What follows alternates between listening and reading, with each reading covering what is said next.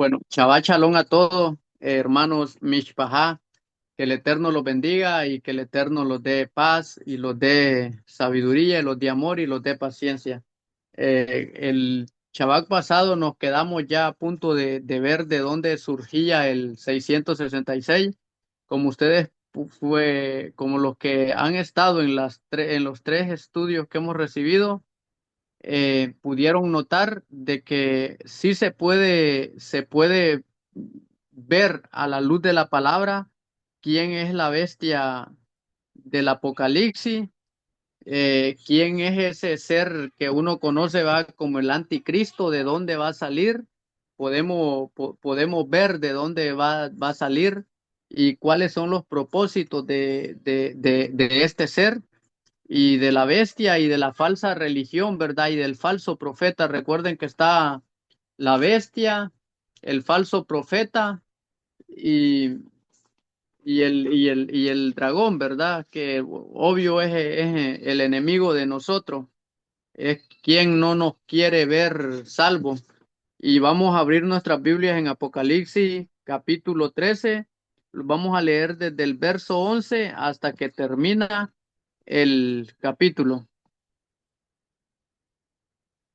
Como ustedes pueden, como yo les decía la vez pasada, ¿verdad? El Shabbat pasado, el Islam cuando llega a una sociedad, llega sin notarlo.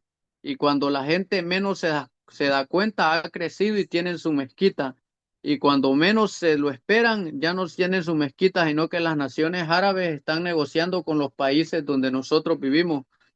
Por ejemplo, Alemania ahorita está sufriendo un declive político porque hay gente que es musulmana y no solo musulmana, sino que es radical.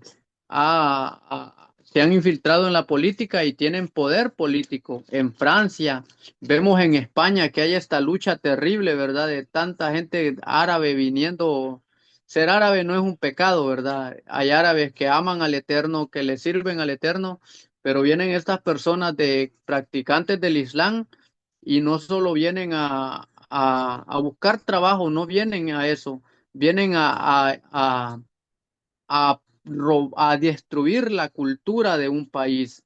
Vienen también a no solo a destruir la cultura, sino vienen a absorberlos a nosotros. Vienen por nuestros hijos, porque se infiltran en las escuelas, se infiltran en el gobierno, todo eso que ve usted de la ideología de género, todo eso que ven que hay niños que dicen que creen que nacieron en un cuerpo equivocado, eso viene del Islam, el Islam lo patrocina. Ven marchas en Texas, ven 50.000 islamistas entrando a España en un lugar donde solo pueden vivir 80.000 personas, está lleno de gente de este tipo de personas, porque la misión de ellos es propagarse en todos los rincones de la tierra. Pero gracias al Eterno que nuestras naciones están lejos, pero aún así ha tenido alcance. Aún así, nuestros líderes, nuestros presidentes han negociado con esta gente que son practicantes abiertos del Islam y que ellos no quieren que la gente prospere, no quieren que la gente crea en el Dios de Abraham, de Isaac y de Jacob. Ellos lo que quieren es que usted crea en un Dios falso y de alguna forma blasfeme el nombre del Eterno. Ese es el propósito de esta religión, de perder a toda la humanidad. Por eso en Apocalipsis explica que esta bestia va a perseguir a la gente y esta bestia sale de las aguas, o sea, sale de unas naciones como de un conglomerado de naciones que son muchas, pero la misión de ellas es llegar a todos los países del mundo para poder eh, enseñar su cultura. Eso es lo que quieren, imponer sus leyes. La Chairá, que es una ley nefasta, terrible, que por eso quieren nuevamente restaurar el califato y lo van a lograr porque la misión de Turquía es volver a restaurar el califato y para eso necesitan al Mahdi. Bueno, el Mahdi es el Mesías de los islámicos, es el que anuncia que el califa viene y después ellos plantean, como les decía en la primera clase, decirle al mundo que Yeshua no murió por sus pecados, que no murió, que él ni sabe por qué murió. Ese es el propósito, esos son los que enseñan ellos. Ellos no enseñan algo que usted tiene que amar al prójimo, ellos enseñan que los infieles deben de morir. Y el Islam es muy estratégico, el Islam es muy planificador en su forma operandi. Ellos llegan a un lugar y cuando uno menos acuerde, se han tomado ese lugar. Y no solo eso, sino que participan en las políticas de esos países y desde adentro destruyen las naciones. Inglaterra en el 2014 el gobierno cayó, pero 14 niñas fueron abusadas por islamistas. Y como muchos estaban en el gobierno callaba. Pero se dieron cuenta, ¿verdad? Pero no condenaron a estas personas. A estas personas no fueron condenadas, no fueron llevados a la justicia porque quedan impunes. Hay mujeres en el Islam que el marido las quiere dejar, como les decía, ¿verdad? Recuerden que dice que lo que Dios une no lo separa el hombre, pero aquí con una simple sospecha que alguien tenga de la mujer, sino que no sospeche, sino que se inventa esta sospecha, la sacan y los primeros que la deben de apedrear son sus hijos. Obligan a los niños a faltarle el respeto, a deshonrar a sus madres. Y, y eso eso es lo que está pasando alrededor del mundo. Esto es más en Europa. El mundo ahorita se ha convertido en un laboratorio del Islam. Y nosotros debemos de ser esa contraparte, ¿verdad? De decirle a las naciones que ellos pueden creer también en Adonai, que ellos pueden recuperar de alguna forma lo que los quieren robar. Y eso es algo muy terrible y muy malo, pero que tiene que acontecer, ¿verdad? Porque todo se está acelerando y por eso les digo yo, la venida de nuestro Señor está bien cerca, está más cerca que cuando los decían, yo tengo 38 años, pero está muy cerca. Y vamos a leer el texto de Apocalipsis 13:11 hasta que termina. Y dice, luego vi otra bestia que salía de la tierra. Tenía dos cuernos como los de un cordero, pero hablaba con la voz de un dragón. Ejercía toda la autoridad de la primera bestia.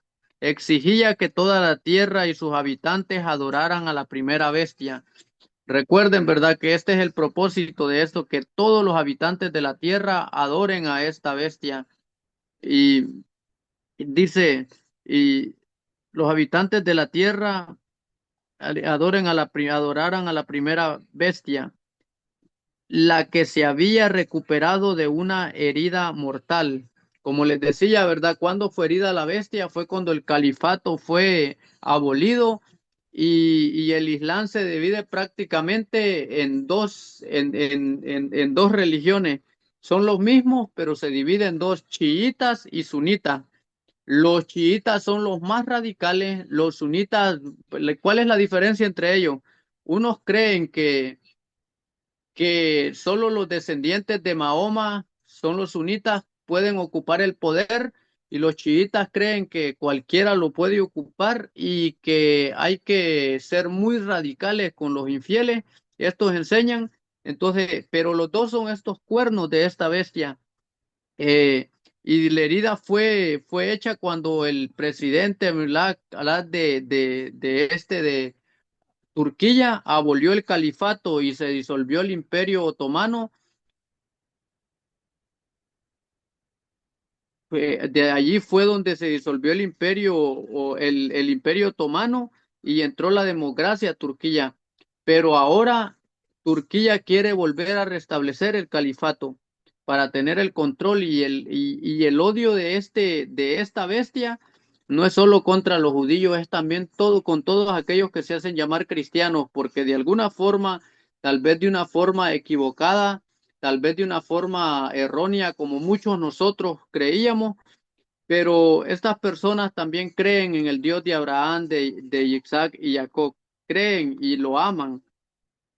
Pero esa es la misión de esta bestia, infiltrarse en todas las naciones para poder desde ahí obligar a la gente a adorar a la bestia. Y dice, la herida mortal que había sanado, ¿verdad? Y el 13 dice, hacía milagros asombrosos, incluso que cayera fuego del cielo a la tierra.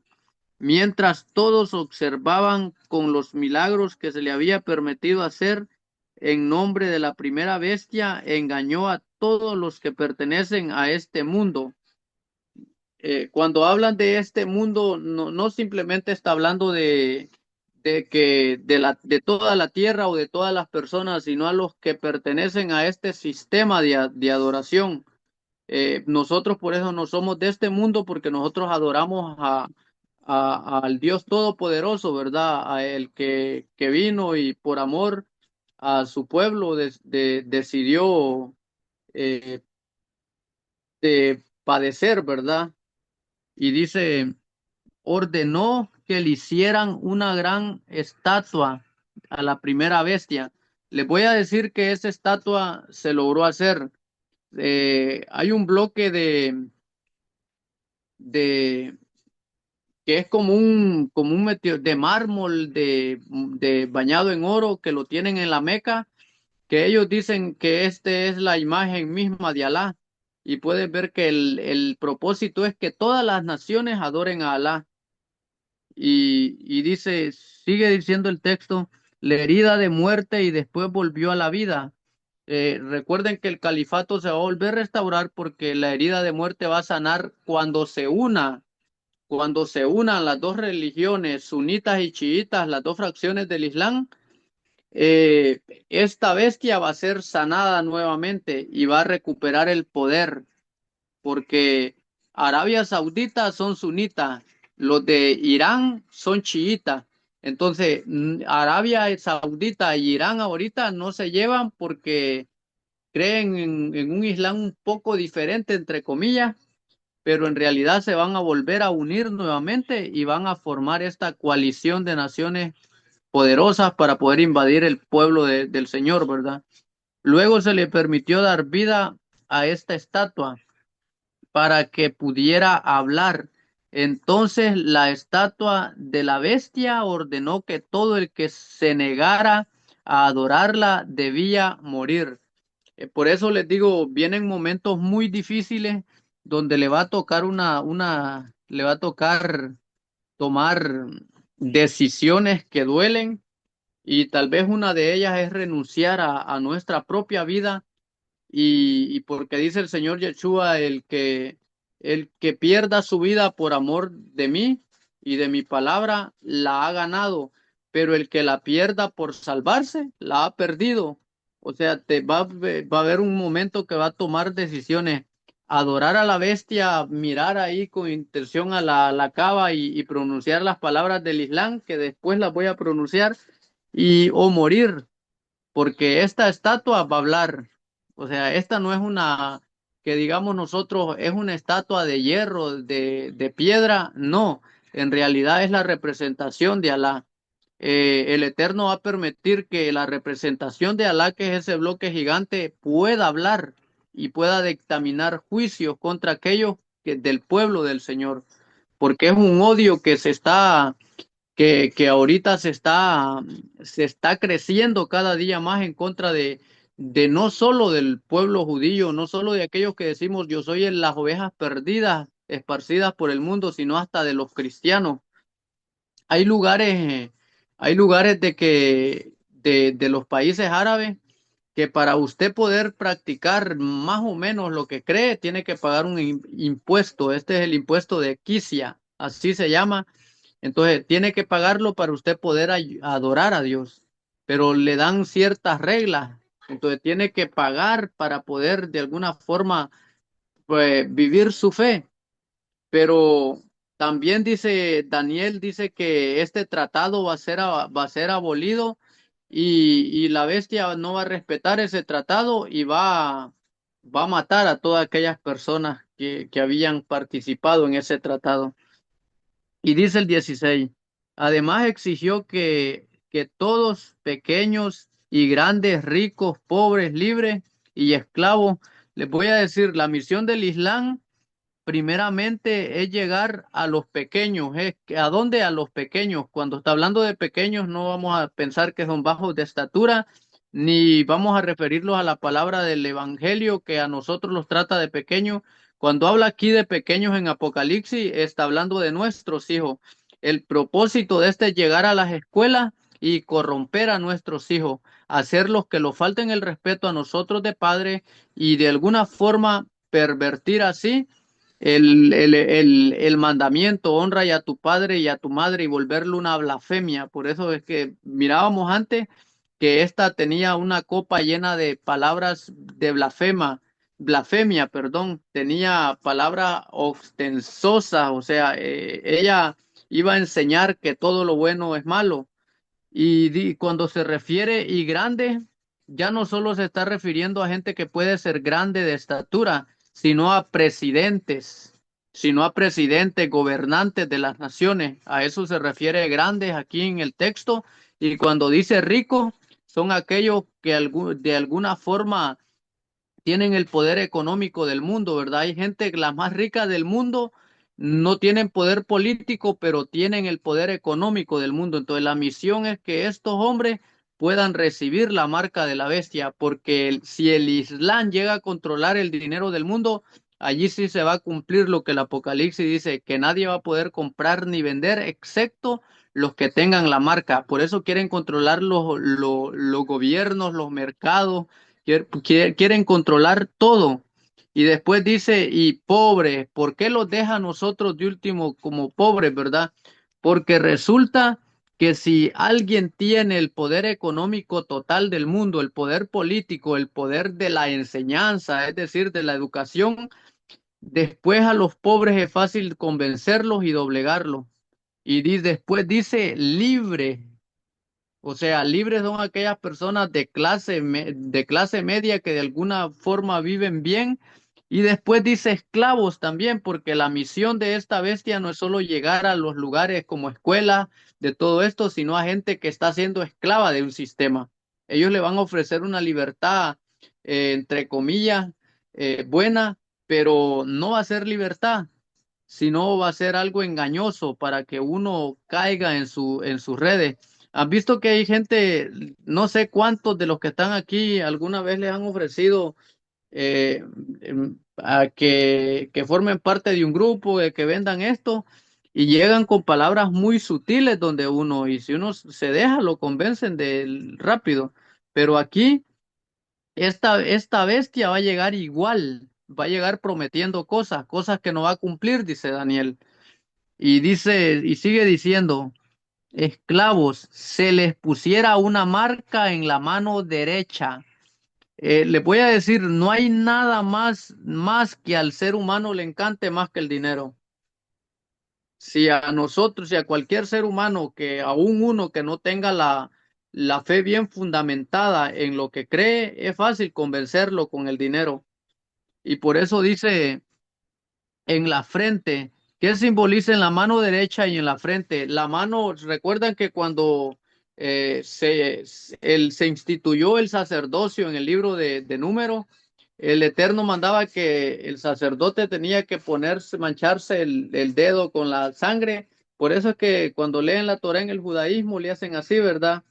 Y señalan la Torá con el dedo, porque este dedo al sacerdote no le iba a servir para corromper al pueblo, sino para enseñarle los caminos del Eterno. Y también se mandaba que se le pusiera que le untara de sangre en el lóbulo derecho, es decir, acá. ¿Por qué? ¿Qué simboliza en la frente? ¿Qué simboliza esto? Simboliza nuestras acciones, qué pensamos, ¿verdad? ¿Qué hacemos? ¿A quién dedicamos nuestra vida? Por eso dice que la Torá debe ponerla uno como una marca en la mente, no en la frente. No es que se va a tatuar el nombre Torah, no, es que va a pensar en la Torah y luego en la mano, como en tu mano, una señal en tu mano, es que nosotros vamos a hacer conforme a la Torah. Y eso es lo que los enseña. Pero esto una vez aceptando la marca de la bestia, uno ya se va a deber a este sistema, va a vivir como el sistema, va a actuar como el sistema, porque uno ha negado a sus principios, no solo a los principios bíblicos, sino a los principios culturales de nuestra misma nación. Y nadie podía comprar ni vender nada sin tener esta marca, que era el nombre de la bestia. Y ahora, ¿por qué ya vamos a llegar a lo que es el nombre de la bestia y cuál es la marca? Y dice de la bestia, o bien el número que representa su nombre. Recuerden que tiene un número que representa su nombre, es decir, el nombre de la bestia es el número y el número es el nombre o la representación del mismo. Muchos asociaban a Nerón, ¿verdad? Nerón es la bestia y decían, Nerón es la bestia porque quemó Roma. A Nerón, cuando he leído la historia de él, lo considero alguien loco. Una, porque ustedes ven que él mató a su esposa y luego mandó a castrar a un joven y que se parecía algo a su esposa y lo vistió como la esposa, se casó con él, le servía como pareja y estaba prácticamente él estaba, era un emperador loco, encendió Roma y dicen uno no para que le echaran la culpa a los cristianos. No, no eran los cristianos, eran a los Yehudim, a los judíos, ¿verdad? Vamos a ser sinceros. Pero aquí dice, eh, el número representa su nombre. Aquí se requiere sabiduría, el que tenga entendimiento que resuelva el significado del número de la bestia, porque es el número de un hombre y su número es 666. Ahí entra en acción, ¿verdad? ¿Qué será este número? ¿Qué significará? Y les voy a decir algo, eh, y va a ser muy fácil de poderlo descubrir y les voy a dar pistas para que ustedes pueden ir al internet donde quieran y se van a dar cuenta que cuando fue escrito el Islam, el Corán en griego, y la frase para decir esto de una forma, mencionar a Alá, era el código griego original, afirma que los tres símbolos griegos tradicionales para el 666 en Apocalipsis 13:18 es chi, si y sigma. Se parecen visualmente, son exactamente igual y el mismo al texto en árabe de la frase en el nombre de Alá, Bismillah, junto con dos espadas cruzadas. Cuando se lee de forma vertical o reflejada, la profecía entendida y se interpreta que el 666 es el número de Alá. Por eso cuando les voy a volver a repetir en griego es chi, si y sigma. Y se parece visualmente, es idéntico a la frase en árabe en el nombre de Alá que tiene dos espadas. ¿Saben por qué tiene dos espadas? Porque Apocalipsis dice los que fueron decapitados por el testimonio. Entonces, este representaba que el que no adoraba a la bestia, sino que se mantenía firme en su convicción, en su fe, iba a ser decapitado. Y esto por eso lo podemos ver que el nombre de la bestia es Alá y la marca de la bestia es 666, que es en el nombre de Alá. Por eso no se puede decir otra cosa en el nombre de Alá, porque cuando usted dice en el nombre de Alá, prácticamente está confesando la marca. Yo lo hago así en cuestión de enseñanza, no me gusta decirlo, pero es para que ustedes lo sepan de que cuando todas esas personas, 2 billones de personas, todos los días a las 9 de la mañana, con dirección a la Meca, dicen en el nombre de Alá. Y esas personas son las que pertenecen a este mundo porque han recibido la marca de la bestia. A esas personas, si alguien, uno de sus líderes le dice, mira, te tenés que poner explosivos en todo tu cuerpo y vas a ir a desvivir a un montón de niños a una escuela, ellos van y no lo piensan, lo hacen. Vas a ir a un aeropuerto y no importa si hay gente, mujeres embarazadas, abuelitas, no les importa. Ellos no piensan porque ellos en el nombre de Alá hacen todo. Y eso es lo que, por eso Apocalipsis dice, aquí se requiere sabiduría. No es que Apocalipsis esté diciendo a uno que es sabio, no, se requiere sabiduría porque se requiere visualizar bien. No hay ningún nombre en la historia de que pueda decir, este sí es la bestia como lo representa el Corán y la frase en el nombre de Alá y que tiene dos espadas. Ustedes lo pueden buscar y se van a dar cuenta si lo comparan con los dos términos griegos, chi, si, sigma, son lo mismo, idéntico. Por eso, por eso uno hay que tener la mente bien abierta, confiar en el Señor y que el Señor le dé sabiduría, porque lo que viene no será fácil.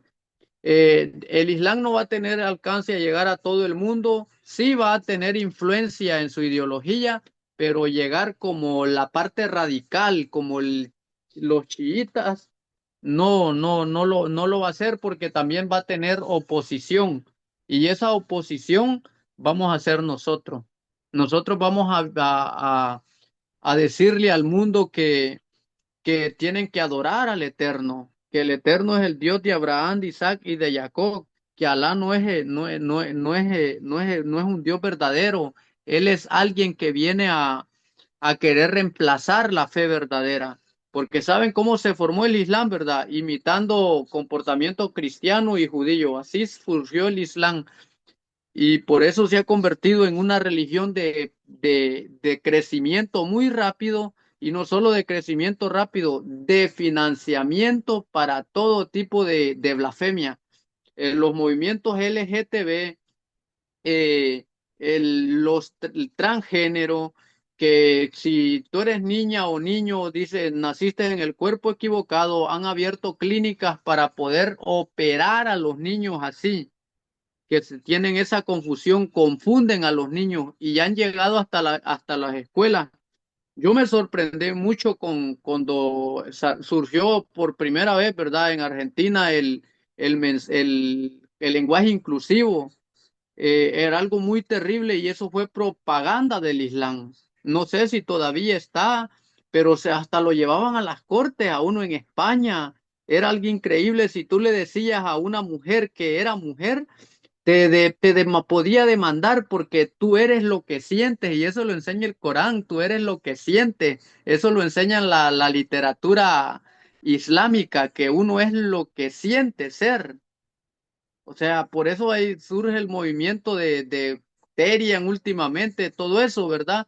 Eso es patrocinio del Islam, porque ellos quieren que todas las personas blasfemen el nombre del Eterno, porque cuando yo corrompo mi cuerpo, estoy corrompiendo una criatura que el Señor hizo, la creación del Señor, al ser humano que hizo conforme a su imagen y semejanza. Y les voy a decir esto.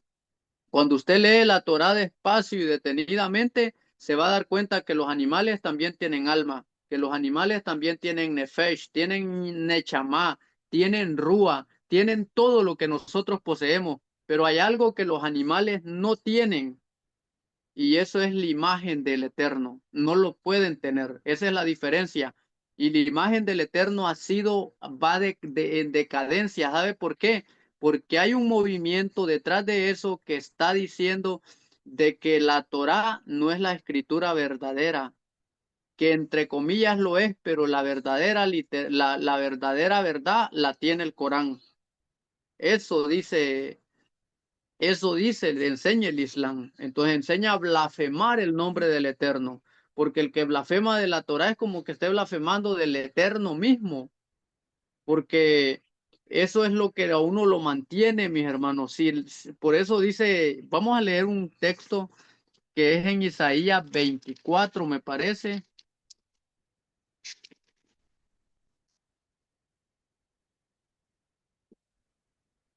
Si alguien quiere preguntar, puede hacerlo. No somos, lo que no sepamos, les vamos a decir, no lo sabemos, y lo que sí sepamos, lo vamos a contestar, pero no lo sabemos todo, por lo bueno que ya vemos bastante. Y es Isaías 24 4 al 5. Vamos a leer esos dos textos y se van a dar cuenta. Y de alguna forma es lo que esta bestia enseña. Dice, la tierra está de luto y se seca el suelo, se consume y se marchita. Hasta los mejores habitantes de la tierra se consumen. La tierra sufre por los pecados de sus habitantes porque han torcido las instrucciones de Dios y han violado sus leyes y quebrantado su pacto eterno. Entonces, ¿por qué se va a corromper la tierra? Es porque la misión de este movimiento llamado Islam, de esta religión falsa, es que toda la tierra blasfeme el nombre del Eterno. ¿Saben por qué hay escasez de lluvia? Por eso mismo. ¿Saben por qué hay tanta resequedad en la tierra? Por eso mismo. Y porque cuando no hay Torah, es como que le faltara el agua a la tierra. Cuando no hay instrucción del Eterno en la humanidad, eso se le llama un árbol seco, no tiene fruto, porque ha renunciado a beber el agua. Y eso es lo que yo les quiero enseñar a esto, en esta noche, mis hermanos, en este Shabbat, de que estemos muy alerta, porque esta bestia va a ser muy astuta, se va a infiltrar sutilmente, va a profesar creer en la piedad, pero con sus actos lo va a negar.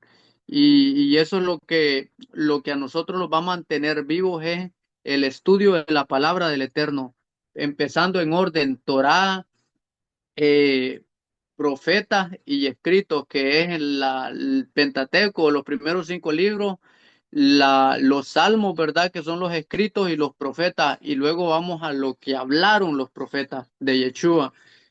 Todo en orden, porque todo tiene un orden, y en la palabra del Señor ninguna letra sobra y ni una letra falta, todo está establecido.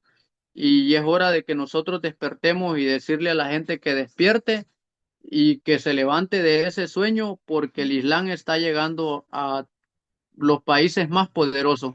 Alemania es la potencia mayor de Europa, de Europa, ¿sabían ustedes? No, no es aparte de Rusia, ¿verdad? De las naciones europeas, de las que conforman se me olvida cómo se llama esto, pero hay naciones que conforman cierto grupo, que cuando hay ataques en otros se tienen que defender. O sea, Alemania es la más poderosa de ellas, y del mundo entero es Estados Unidos. Por eso el Islam se está apoderando de todas las naciones poderosas. Ya se apoderó de Inglaterra, ahora está con Alemania, ahora quiere a España, ya conquistó a Francia, y ahora aquí viene por Estados Unidos. Y luego, conquistando a Estados Unidos, va a ser fácil volver esclavo al mundo entero a través la Unión Europea, correcto. Alemania es la potencia más poderosa de la Unión Europea. Y por eso ellos dicen de los poderosos. Como ven, se está cumpliendo la palabra, que ellos van por los poderosos primero, por los niños, por los pequeños, y luego por los poderosos, de ahí por los ricos, y luego van por los pobres, y de ahí por los libres, y luego por los esclavos, porque controlando las primeras 3 áreas de la sociedad, el Islam ha ganado. Pero nosotros debemos de estar alerta, de enseñarles a nuestros hijos a decirse el Shema, por cierto. Es lo que cada vez que salgamos, debe ser una regla. No los vamos de la casa si todos no repetimos el Shema. No los acostamos si no repetimos el Shema. Debe de ser una regla, porque en el Shema está el nombre del Eterno. ¿Sabían, verdad? Está la marca y el nombre del Eterno. Y cuando los musulmanes todos los días se levantan y dicen Anilá, Alá, están diciendo el nombre de la bestia, están adorando a la bestia. Así, mis hermanos, como les dije, lo prometido es una deuda. La enseñanza fue breve, muy corta. Espero verme dado a entender, que el Eterno los bendiga a todos, los dé sabiduría y los dé paciencia, porque se va a requerir paciencia. Dice, aquí está la paciencia del pueblo santo. Y no, no es cualquier pueblo, son los que tienen, recuerden que ahí no le parece el nombre, son los que tienen los mandamientos de Adonai y el testimonio de Yeshua. O sea, no es cualquier pueblo, tiene que tener la Torá y tiene que tener el camino, el caminar del Machía, porque el testimonio de Yeshua es ese, vivir una vida recta delante del Eterno, sin distraerse, sin mirar atrás, sin mirar las persecuciones, sino mirar el galardón. Que el Eterno los bendiga y muchas gracias por prestar sus oídos, porque sin sus oídos mis palabras se irían al viento. Que el Eterno los bendiga a todos.